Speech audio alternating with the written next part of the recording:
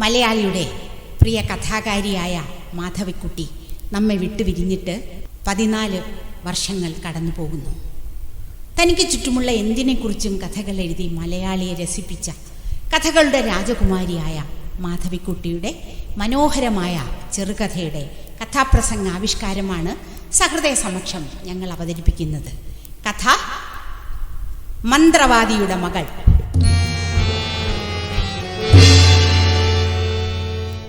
സമയം സന്ധ്യ കഴിഞ്ഞു. കൂരിരുൾ വന്ന് ഭൂമിയെ മൂടാൻ തുടങ്ങുകയാണ്.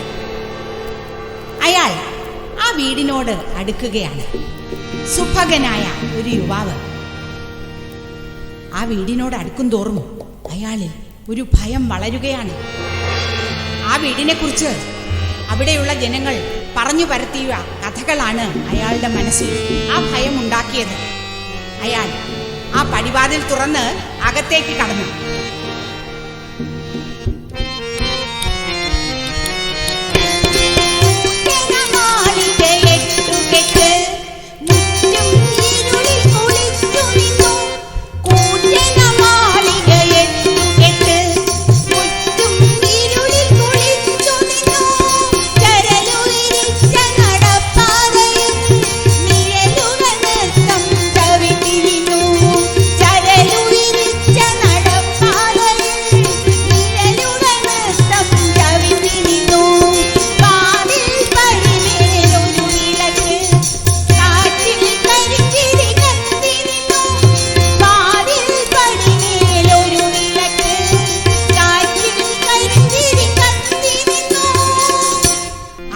മതിലുകൾക്ക് 12 അടി പൊക്കമുണ്ട്. അതിൻ്റെ പടിവാതിലുകളിൽ ഒരു സർപ്പരൂപം കയറ്റിവെച്ചിരിക്കുന്നു. ആ പടിവാതിൽ തുറന്നാൽ ആ ചരൽ മുറ്റത്തിലൂടെ അതാ ആ വീടിൻ്റെ ഉമ്മറം കാണാം. ആ ഉമ്മറത്ത് 12 തൂണുകളുള്ള 30 അടി നീളമുള്ള ഒരു ഇടനാഴികയുണ്ട്. ആ ഇടനാഴികയിൽ നിന്ന് അകത്തേക്കുള്ള വാതിലുകൾ കാണാം. ഇരുട്ട്, എങ്ങും വെളിച്ചമുണ്ടായിരുന്നില്ല. സൂക്ഷിച്ചു നോക്കിയാൽ ആ പടിവാതിലിന് മുകളിൽ ഒരു പഴയ എണ്ണവിളക്ക് കരിന്തിരി കത്തുന്നുണ്ട്. കാറ്റിലാടി ഉലയുന്ന ആ ദീപനാളം ആ ഇടനാഴികയുടെ ചുവരിൽ ഭീകരങ്ങളായ രൂപങ്ങൾ സൃഷ്ടിച്ചു കൊണ്ടുവന്നു. ആരാണിവിടെ ഉള്ളത്? അയാൾ ഉച്ചത്തിൽ വിളിച്ചു ചോദിച്ചു. ആ ശബ്ദം ആ ഇടനാഴികയിൽ ഒരു മാറ്റൊലി സൃഷ്ടിച്ചു. അസുഖകരമായ ഒരു മാറ്റൊലി. മറുപടിയില്ല. ഇവിടെ ആരുമില്ലേ? ആ ഇടനാഴിയുടെ അറ്റത്തുള്ള കോണിപ്പടിയിൽ ആരോ താഴേക്കിറങ്ങി വരുന്ന ശബ്ദം കേൾക്കുന്നു. അപ്പോഴാണ് ആ ഇടനാഴികയിൽ ഒരു കോണിപ്പടി ഉണ്ടെന്ന് അയാൾ മനസ്സിലാക്കിയത്. ആ കോണിപ്പടിയിലൂടെ ഒരു വെളിച്ചം താഴേക്ക് വരികയാണ്. ഒരു മഞ്ഞ വൃത്തം.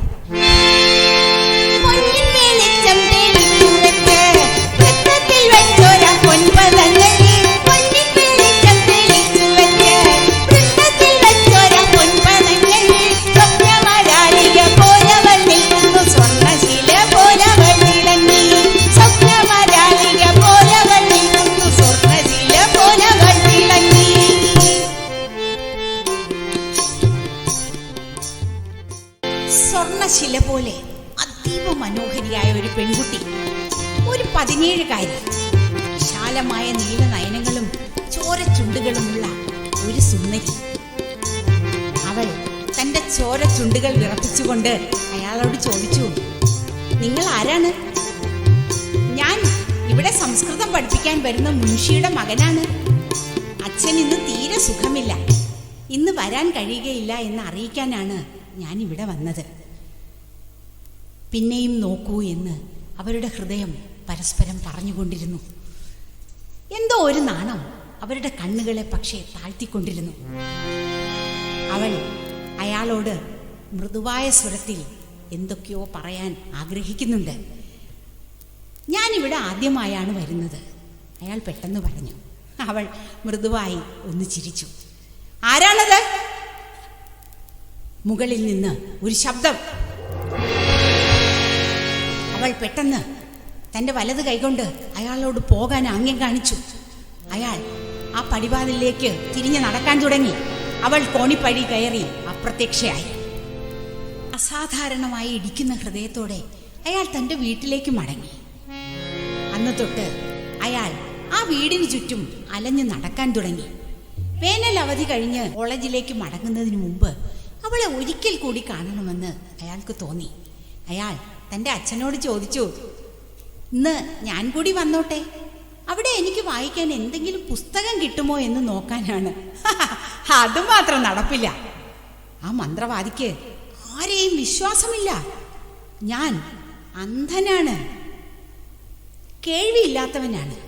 അതുകൊണ്ട് മാത്രമാണ് അയാൾ എനിക്കവിടെ ജോലി തന്നത്.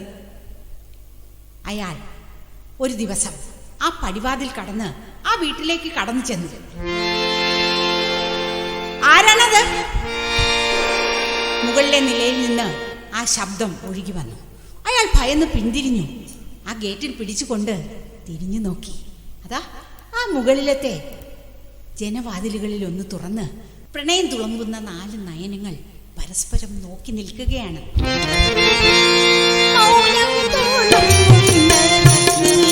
നയനങ്ങൾ പകരുന്ന അനുരാഗ പാരാവാരം, നയനങ്ങൾ പകരുന്ന അനുരാഗ പാരാവാരം, മനസ്സിനെ മനസ്സ് തൊട്ടറിഞ്ഞു ജന്മജന്മാന്തര ബന്ധമായി, മനസ്സിനെ മനസ്സ് തൊട്ടറിഞ്ഞു ജന്മജന്മാന്തര ബന്ധമായി.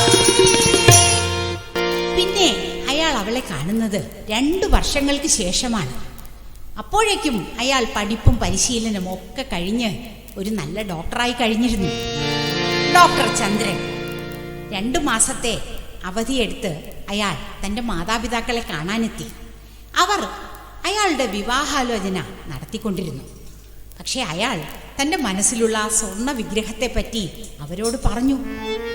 മന്ത്രവാദിയുടെ മകളോ? അയാളുടെ അമ്മ ഒരു ഞെട്ടലോടെ അയാളോട് ചോദിച്ചു, നിനക്ക് ഭ്രാന്തുണ്ടോ? വർഷങ്ങളായി മന്ത്രവാദം പരിശീലിച്ച് വരുന്ന കുടുംബമാണത്. അവിടെ സ്ത്രീ പ്രജകൾ വാഴില്ല. ഒരേ സമയം ഒന്നിലധികം സ്ത്രീകൾ ആ കുടുംബത്തിൽ ഉണ്ടാവാറില്ല. സ്ത്രീകളെ വിവാഹം ചെയ്യുന്നവരോ 1 വർഷത്തിനകം മരിച്ചു പോകും. ആ മരിക്കുന്ന പുരുഷന്മാരെ 2-3 മണിക്കൂർ നേരത്തേക്ക് മന്ത്രവാദി ജീവിപ്പിക്കും, അവരുടെ ഒസ്യത്തെഴുതി വാങ്ങാനായി. ഡോക്ടർ അത് കേട്ട് പൊട്ടിച്ചിരിച്ചു. എന്തൊക്കെ അബദ്ധങ്ങളാണ് നിങ്ങളൊക്കെ പറയുന്നത്. പക്ഷേ ആ നാട്ടുകാരൊക്കെ മന്ത്രവാദിയെക്കുറിച്ച് എന്തൊക്കെയോ കഥകൾ പറഞ്ഞു പരത്തുകയുണ്ടായി. അവിടെ മുറ്റമടിക്കാൻ വന്ന സ്ത്രീ ആ പൂന്തോട്ടത്തിൽ ഒരു വിളർത്തു മെലിഞ്ഞ സ്ത്രീയെ കണ്ട കഥ. അവർ ഗർഭിണിയായിരുന്നത്രേ. അവരെ പിന്നെ ഒരിക്കലും കാണാത്ത കഥ. ആ വീടിന്റെ മുകളിലത്തെ നിലയിൽ നിന്ന് ഒരു പിഞ്ച് കുഞ്ഞിന്റെ കരച്ചിൽ കേട്ട കഥ. ഡോക്ടറായ അയാൾ അതെല്ലാം തള്ളിക്കളഞ്ഞു. മന്ത്രവാദിയുടെ ഭാര്യ പ്രസവത്തിൽ മരിച്ചു കാണും, ആ കുഞ്ഞ് ഇപ്പോഴും ജീവിക്കുന്നുണ്ടാകും. ഇതൊക്കെ സാധാരണ കഥകളാണ്. പക്ഷേ ആ കഥകളിലെല്ലാം ആ വീട്ടുടമസ്ഥന്റെ ദുഷ്പേരിന്റെ കളങ്കം പതിഞ്ഞു കിടന്നിരുന്നു. എല്ലാ ദിവസവും സന്ധ്യ മയങ്ങുമ്പോൾ മന്ത്രവാദി സവാരിക്കിറങ്ങും. ആ ഇരുൾ പരക്കുന്ന നേരത്ത് ആ ഗ്രാമവീഥികൾ വിജനമാകും. ആ ഗ്രാമവാസികൾ ഉൾഭയത്തോടെ തങ്ങളുടെ വീടുകളിലേക്ക് ഒതുങ്ങും. നെറ്റിമേൽ കത്തുന്ന തിലകമിട്ട് കയ്യിൽ പിടയ്ക്കുന്നതെണ്ടുമായി സർപ്പങ്ങൾ കാക്കുന്ന പടി കടന്ന് മാന്ത്രികേനിരുളിൽ അണിഞ്ഞു ചേരും. ഡോക്ടർ ചന്ദ്രൻ മന്ത്രവാദിയെക്കുറിച്ചുള്ള കഥകളൊന്നും തന്നെ വിശ്വസിച്ചില്ല. ഒരു ദിവസം അദ്ദേഹം ധൈര്യപൂർവ്വം മന്ത്രവാദിയുടെ വീട്ടിലേക്ക് കടന്നു ചെന്നു. ഭൃത്യന് തടയാൻ കഴിയുന്നതിന് മുമ്പ് കോണിപ്പടികൾ കയറി അദ്ദേഹം മുകളിലെ നിലയിലെത്തി. ആരാണത്? മന്ത്രവാദിയുടെ ശബ്ദം. ഞാൻ ഡോക്ടർ ചന്ദ്രൻ, മുൻഷിയുടെ മകൻ. എനിക്ക് അങ്ങയുടെ മകളെ വിവാഹം ചെയ്താൽ കൊള്ളാമെന്നുണ്ട്. വിവാഹമോ? എന്റെ മകളെയോ? അവൾ പരിപൂർണയാണ്. അവളെ നിനക്ക് വിവാഹം ചെയ്യാൻ കഴിയില്ല. കടന്നു പോ. ഭൃത്യൻ അദ്ദേഹത്തെ പുറത്താക്കുന്നതിനു മുമ്പ് അദ്ദേഹം അതാ ഇറങ്ങി നടന്നു കഴിഞ്ഞു. പിന്നെ അദ്ദേഹം അവൾക്കൊരു കത്തയച്ചു. അതിന് ഒരു മറുപടി കിട്ടി. ഒരു പുരുഷന്റെ കൈപ്പടയിൽ എഴുതിയ 4 വരി കത്ത്. ഇനി നീ എന്റെ മകൾക്ക് കത്തെഴുതിയാൽ നിന്നെ ഞാൻ നശിപ്പിക്കും. പക്ഷേ ഡോക്ടർ അതിന് വഴങ്ങിയില്ല. ആ ഗ്രാമവാസികൾ ആ മന്ത്രവാദിയെക്കുറിച്ചുള്ള കഥകൾ വീണ്ടും വീണ്ടും അദ്ദേഹത്തോട് പറഞ്ഞുകൊണ്ടേയിരുന്നു. ആ ഗ്രാമവാസികൾ അയാളെക്കുറിച്ച് ഭയം ജനിപ്പിക്കുന്ന കഥകൾ പറഞ്ഞുകൊണ്ടേയിരുന്നു.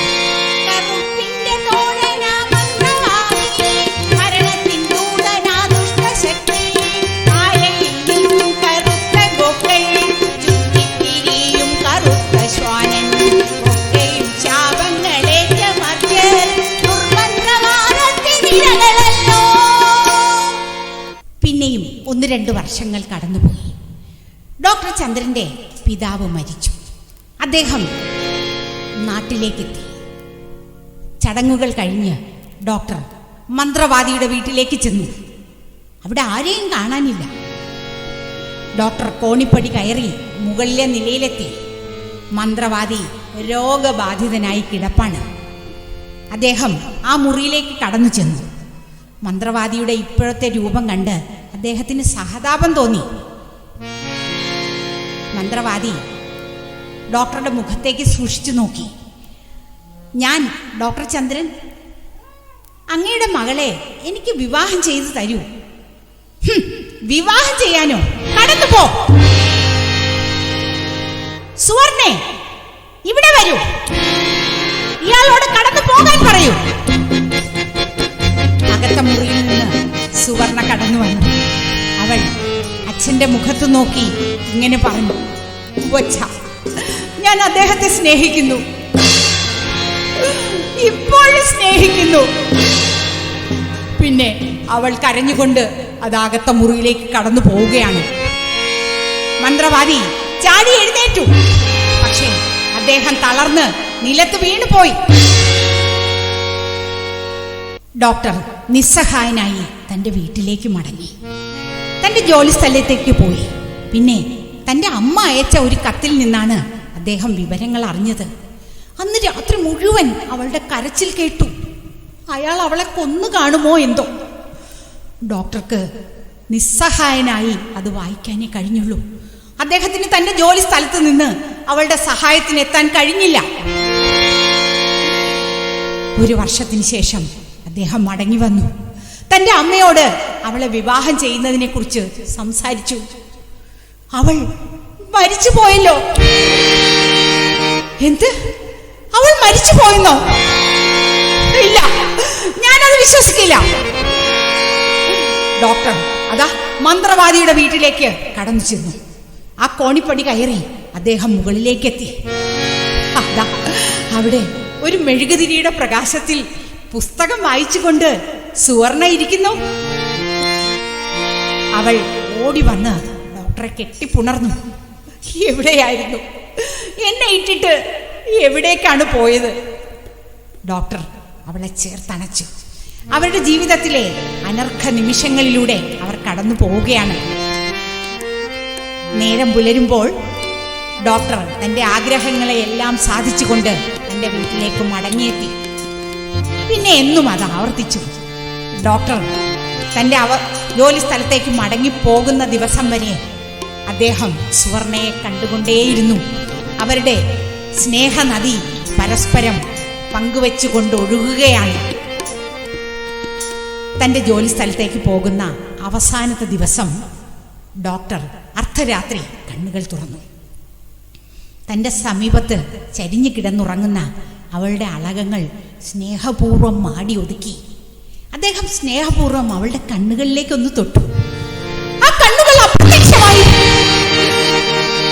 അദ്ദേഹം അവളുടെ ചോരി വായിൽ ഒന്ന് തൊട്ടു. ആ വായ അപ്രത്യക്ഷമായി. തന്റെ കൈലേസെടുത്ത് അവളുടെ മുഖം തുടച്ചു. ആ മുഖം തന്നെ അപ്രത്യക്ഷമായി. അദ്ദേഹം ഭയന്ന് നിലവിളിച്ചുകൊണ്ട് അതാ ആ കോണിപ്പടികൾ ഇറങ്ങി ഓടുകയാണ്. അവിടെ നിന്ന് അദ്ദേഹം തിരിഞ്ഞു നോക്കി. ആ കോണിപ്പടിയുടെ മുകളിൽ പൊട്ടിക്കരഞ്ഞുകൊണ്ട് ആ സ്ത്രീ രൂപം നിൽക്കുന്നു. അഴിഞ്ഞുലഞ്ഞ വസ്ത്രത്തോടെ അവൾ കരഞ്ഞുകൊണ്ട് പറയുകയാണ്, പോകരുത്, എന്നെ ഉപേക്ഷിച്ചു പോകരുത്, എന്നെ ഉപേക്ഷിച്ചു പോകരുതേ. പക്ഷേ ഡോക്ടർ ഭയത്തോടെ അവളെ പിന്തിരിഞ്ഞു നോക്കി. ആദ്യമായി ആ രൂപം കണ്ടത് അദ്ദേഹത്തിന്റെ മനസ്സിലേക്ക് ഓടി വന്നു.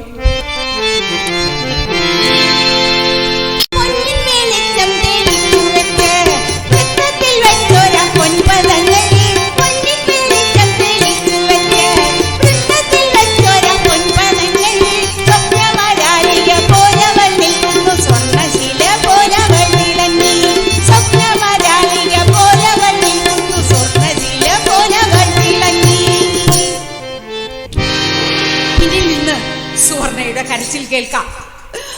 എന്നെ വിട്ടു പോകരുത്, ഞാൻ പ്രേതമാണ്, എനിക്ക് ശരീരമില്ല, പക്ഷേ ആത്മാവായി ഞാൻ അങ്ങയിൽ അലിഞ്ഞു ചേരാൻ ആഗ്രഹിക്കുന്നു. എന്നെ വിട്ടു പോകരുതേ, എന്നെ വിട്ടു പോകരുതേ. പക്ഷേ ഡോക്ടർ തിരിഞ്ഞു നോക്കാതെ തന്റെ വീട്ടിലേക്ക് ഓടിപ്പോവുകയാണ്. അവിടെ അവസാനിച്ചു. പിന്നീട് ഒരിക്കലും ഡോക്ടർ ചന്ദ്രൻ ആ 8 കെട്ടിലേക്ക് കടന്നു ചെന്നിട്ടില്ല. കൂരിരുൾ പരക്കുന്ന രാത്രികളിൽ ആ 8 കെട്ടിന്റെ പിന്നാമ്പുറത്തുള്ള ആലയിൽ നിന്ന് ശരീരമില്ലാത്ത കറുത്ത ഗോക്കളുടെ കരച്ചിലുകൾ കേൾക്കാം. ആ 8 കെട്ടിന്റെ ഇടനാഴികയിൽ തുറിച്ച കണ്ണുകളുമായി കറുത്ത ശ്വാവുകൾ കറങ്ങി നടക്കുന്നത് കാണാം. ശരീരമില്ലാത്ത ഒരു സ്ത്രീയുടെ കരച്ചിൽ ആ 8 കെട്ടിന്റെ ഇടനാഴികയിൽ മാറ്റൊലിക്കൊള്ളുന്നത് കേൾക്കാം. പക്ഷേ ഡോക്ടർ ചന്ദ്രൻ പിന്നീട് ഒരിക്കലും ആ വീട്ടിലേക്ക് കടന്നു ചെന്നില്ല.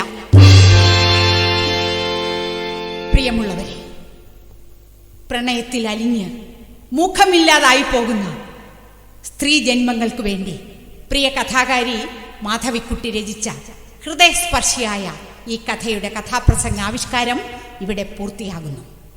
ഈ കഥ അവതരിപ്പിക്കാൻ എന്നോടൊപ്പം സഹകരിച്ച കലാകാരന്മാർ: ഹാർമോണിയം ശ്രീ പാച്ചല്ലൂർ എം.ആർ. ഉദയശങ്കർ, തബല ശ്രീ അനന്തപുരം ബാബു, ഇഫക്ട്സ് ശ്രീ ബാലചന്ദ്രൻ കരമന. നന്ദി, നമസ്കാരം.